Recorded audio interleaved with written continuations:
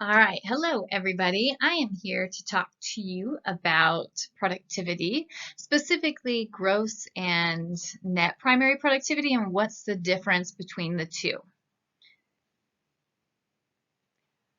First, we are going to start just looking at this forest. You may look at this forest and go, see a lot of vegetation, a lot of leaves, plants, and some moss.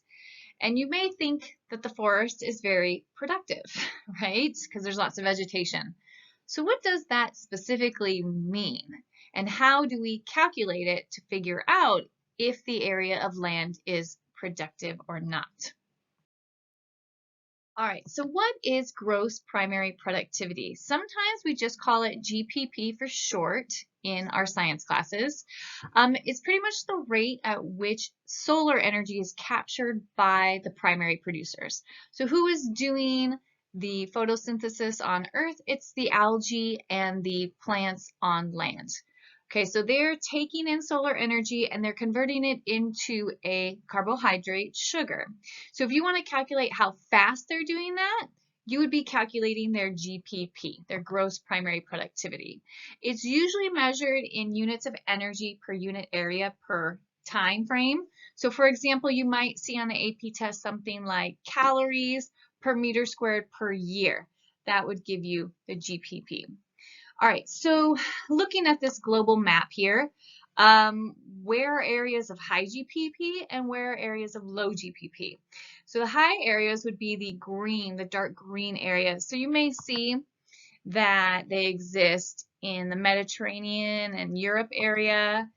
They also are in Central Africa, so along the equator. We also have, the eastern United States where the temperate deciduous forest is. And then, of course, the Amazon basin is like the tropical rainforest, of course, has a lot of plants who are taking in sunlight and converting it into a sugar. Okay, so then what is NPP, right? You just learned about GPP. What's NPP?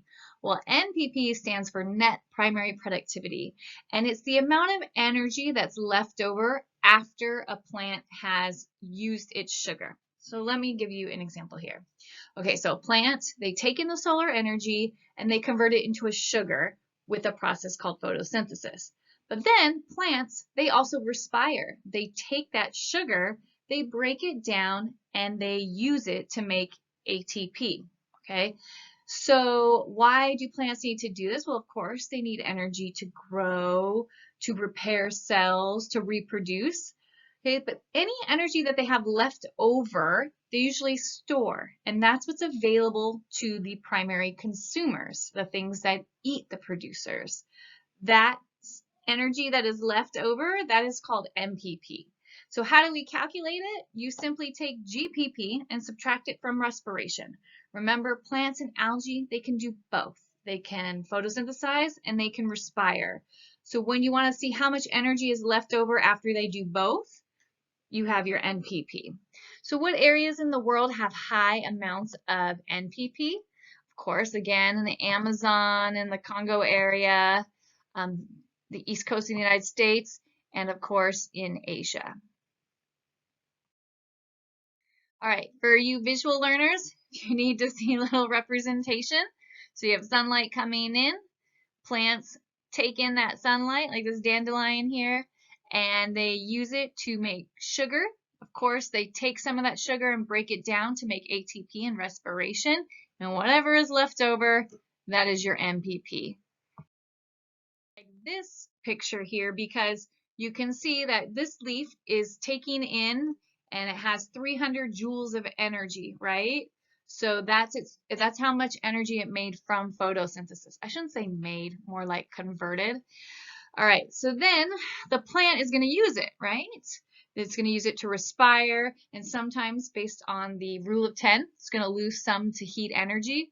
Whatever it has left over is what the primary consumers, like this caterpillar, is going to eat. So if the leaf has 300 joules of energy from gross primary production, sorry, and it uses 100 joules, well, 300 minus 100 is 200 joules. And that's your NPP. So what types of ecosystems have high NPP numbers? Estuaries and swamps. Of course, your rainforests are going to have high NPP amounts, in your temperate forests and your coniferous forests. Things that will not have high NPP amounts, first of all, won't have a lot of vegetation or algae. So you can imagine like the extreme desert, they don't have a lot of vegetation, so they're not going to be photosynthesizing as much, and they're not going to be converting that and having leftover. So they would have very little amounts of NPP. All right, now if we're looking at simply our terrestrial biomes, you can see, of course, the tropical rainforest and the deciduous forest have the highest amounts of NPP. So they have the highest amounts of energy that are left over in available biomass for the primary consumers to use. So I want you to stop and think right now. Okay, so what factors could influence productivity? So what could cause vegetation or algae to be very productive, and what things would cause them to be not so productive? So you have to look at what's going on in the system, right? So things like sunlight amounts, okay? If you're receiving a lot of sun, then of course you can photosynthesize more and then use that sugar in respiration. Is the soil salty?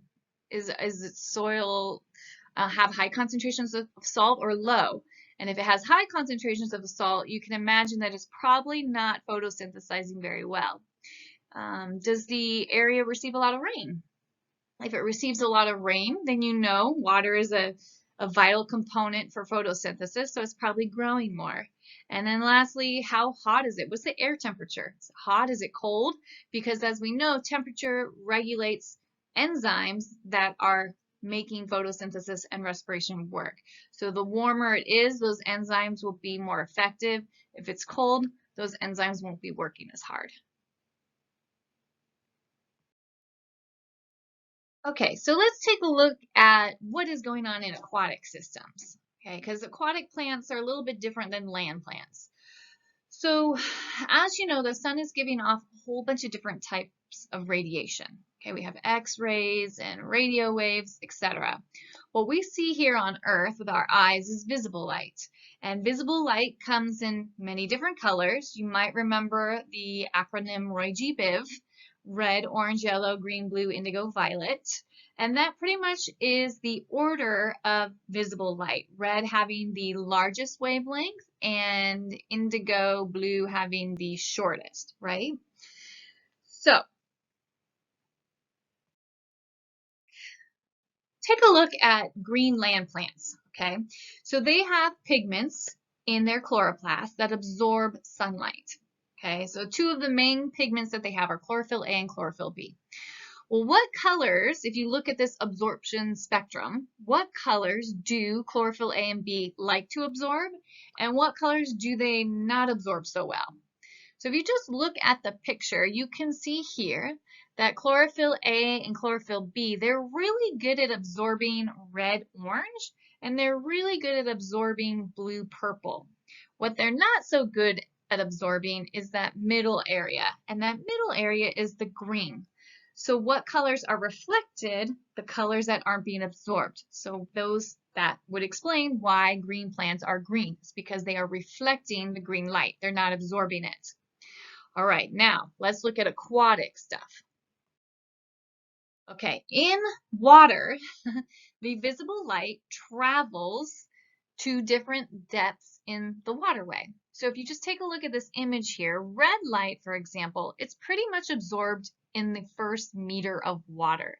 It does not travel down far. I remember going in one of those submarines in Hawaii, and as you go deep down into the water, I think the submarine went to something like 100 meters under the water. Everything was blue. The only color you could see at that depth is blue, and that is because blue is pretty much the only color that can travel down into those depths of the waterway. Colors like red instantly disappear the deeper you get into the water. So how does this affect aquatic plants?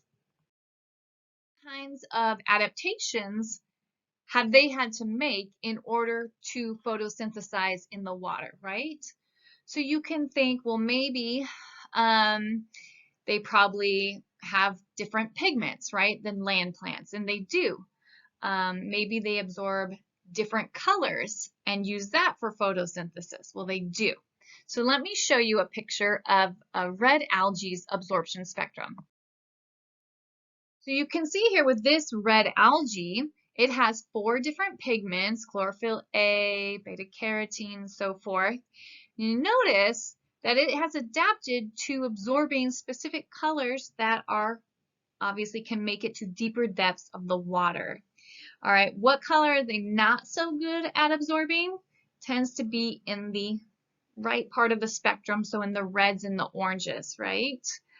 So this kind of led for aquatic plants to develop different tools or techniques to absorb sunlight because visible light only travels so far down. And it can also explain why certain plants exist at different depths in the water. All right, well, that concludes our talk on productivity. I hope that was extremely helpful for you all. Thank you so much.